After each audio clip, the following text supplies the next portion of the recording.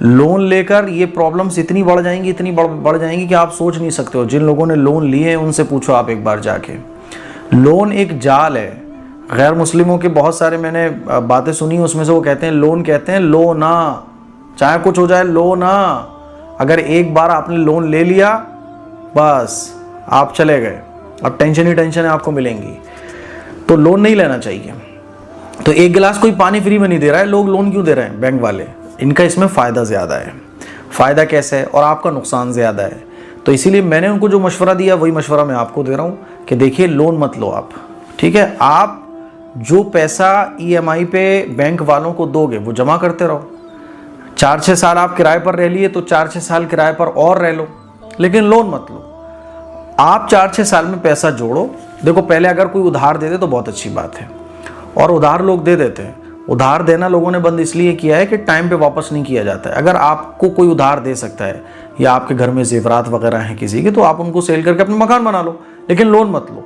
लेकिन ना उधार देने वाला कोई है, ना घर में जेवरात वगैरह हैं, तो अब क्या करें? तो मैं ये कहूँगा कि 2-3 साल 4 साल जितने भी साल आपको किराए पर रहते हुए हो गए हैं, तो 2-3 4-6 साल और झेल लो।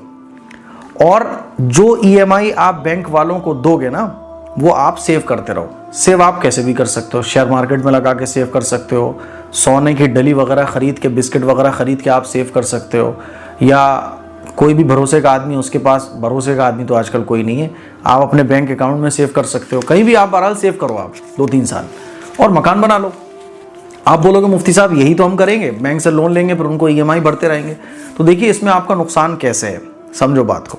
मान लीजिए जैसे वो मुझसे जो पूछ रहे थे, वो कह रहे थे कि 5 साल के लिए 5 लाख रुपए वो बैंक से ले रहे हैं।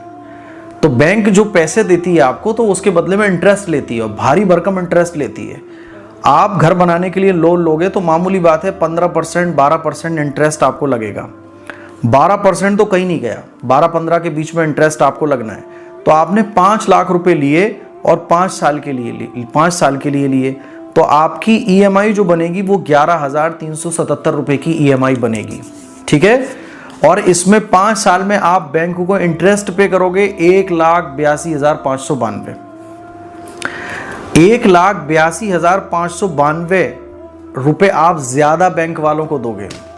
समझ रहे हो? हर महीने के हिसाब से 3,000 रुपए ज्यादा दोगे आप। हर महीने के हिसाब से 3,000 रुपए ज्यादा, 3,000 रुपए तो किराया होगा आपका। समझ रहे हो बात को? यानी हर महीने जो बैंक को आप ज्यादा 3,000 रुपए दे रहे हो, इससे आप घर का किराया दे दो। और जितना अमाउंट आप आसानी से सेव कर सकते हो पूरे महीने में, यानी मान लीजिए 11,377 रुपए EMI बन रही है, ये आप सेव करते रहो अपनी 3-4 साल के लिए। क्योंकि 5 साल अगर आप EMI दोगे बैंक को, तो 3,000 रुपए पर मंथ आपको बैंक को ज्यादा देना है। तो मेरे भाई 5 साल किराए पे रह लो, और किराए वाले को 3,000 रुपए जो किराया बनता है वो देते रहना। तो आप एक तो कर्जे से फ्री रहोगे, ठीक है। चलो आप बोलोगे नहीं मुफ्ती साहब 3 साल का हम ले लेते हैं, तो आप 3 साल लास्ट होता है, 3 साल की EMI बनवाओ, या 5 साल के लिए लोन लो आप, या 7 साल के लिए लोन लो। जितना ज्यादा टाइम के लिए आप लोन लोगे, आपका इंटरेस्ट और ज्यादा बढ़ेगा, ठीक है। कम साल के लिए लोगे तो इंटरेस्ट कम हो जाएगा। जैसे 3 साल के लिए आप अगर लेते हो तो आपका 1,06,000 इंटरेस्ट बनेगा, लेकिन हर महीने 3-3,500 रुपए आपको ज्यादा देना ही देना है। और अगर आप 5 लाख के बजाय 10 लाख रुपए का लोन लेते हो, तो ये 3,000 के बजाय हो जाएगा साहब 6,000 रुपए, यानी हर महीने आपको 6,000 रुपए इंटरेस्ट के बैंक को देना है। 5 साल के लिए लोगे तब भी यही अमाउंट आपको हर महीने ज़्यादा देना है, 3 साल के लिए लोगे तब भी हर महीने ये अमाउंट आपको ज़्यादा देना है। तो मैं आपको ये समझाना चाह रहा हूँ जो लोन लेकर घर बनाने की सोचते हैं, कि जब हर महीने 3-4 हज़ार रुपये इंटरेस्ट के तौर पर बैंक में ज़्यादा देना है, आपको मान लो भाई आपको शरीयत नहीं माननी। बहुत सारे लोग होते हैं वो कहते हैं अरे भाई ये तो ज़रूरत है, ज़बरदस्ती वाला लोन लेना है, क्योंकि उनको लगता है शरीयत ने हराम कहा है, लेकिन दुनियावी एतबार से तो फ़ायदे नज़र आ रहे हैं। याद रखिएगा, शरीयत ने जिस चीज़ को हराम करार दिया है, दुनिया के फ़ायदे उसमें हो ही नहीं सकते। और गैर मुस्लिमों ने जो इस पे बात की ना कि लोन लेने के नुकसान, वो आप पढ़ लो कभी। ये मैं एक बड़ा नुकसान बता रहा हूँ कि हर महीने आपको 3-4 हज़ार रुपये इंटरेस्ट के तौर पर बैंक को देना है।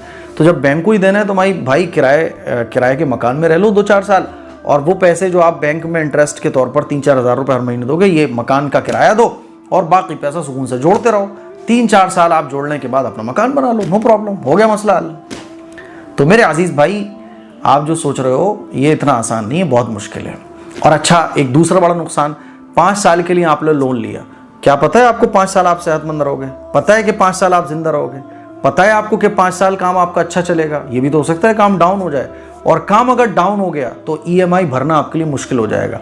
फिर ये ईएमआई बाउंस होंगी, इसके चार्जेस अलग लगेंगे, और आप ईएमआई नहीं भर पाए तो फिर इस पे इंटरेस्ट लगेगा।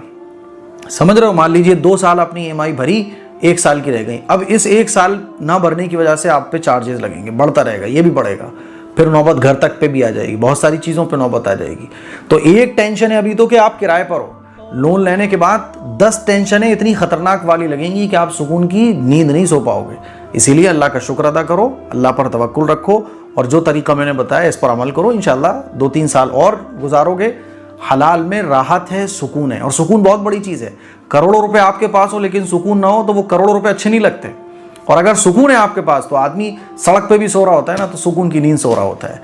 इसीलिए इंटरेस्ट और लोन वगैरह से बचिए, और जैसे अल्लाह दे रहा है उस पर क़नाअत इख्तियार कीजिए, कोशिश कीजिए, इंशाल्लाह आपका